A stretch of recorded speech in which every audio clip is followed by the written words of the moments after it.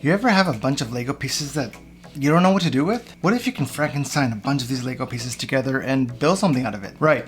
I'm Atif, welcome to BRKS BROS, where we build, break down, and artificially intelligize Lego.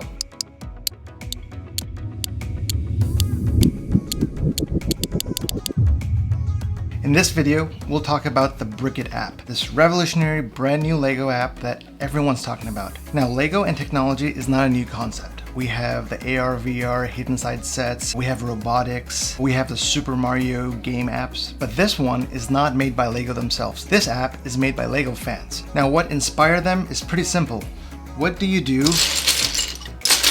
with a pile of Lego? This app promises a few simple things. Scan your Legos, tell you how many Lego pieces you have, and what can you build with it. Now let's get into how this app performed. So I gathered a bunch of random pieces from different Lego sets and just piled them together. I scanned all the Lego, and it came out to be about 517 pieces, which gave me about 31 different options to build from this. Now this is where the app is pretty cool. It's using machine learning and vision technology to figure out how many pieces you have by using your iPhone. However, right away, I found out there's quite a bit of false positives. What do I mean by that? Well, quite a few times it told me pieces that they thought I had, but I actually didn't have those pieces. After scanning all the pieces and getting the 31 potential instructions, it told me for each one of those instructions I was missing a few pieces. So right off the bat, I couldn't build a full set. Now most of these instructions were roughly 3 to 5 steps and about 15 to maybe 30 pieces. So we're talking about micro builds, anything fancy, nothing big, just very small Lego sets. Now since I was missing quite a few pieces for most of these sets, that kind of gave me the opportunity to build a custom instruction set, but based off of this already custom set. I ended up deciding to build an airplane, which it said I had only 2 missing pieces.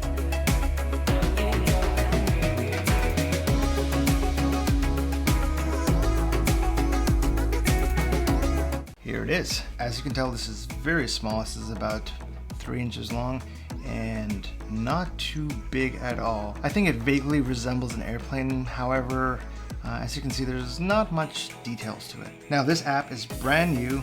It's off to a great start. However, I think there's a lot of area for it to improve. It would be nicer if BrickIt offered a vast library of sets to choose from. It would be even nicer if there were actually approved Lego instructions built in, not just mocks or make your own creations. This is a brand new app, of course, and there's a lot of potential here. I'm looking really forward to see if any of the iOS 15 updates can really enhance this app, especially like object capture. Now, would I really recommend this app for everyone?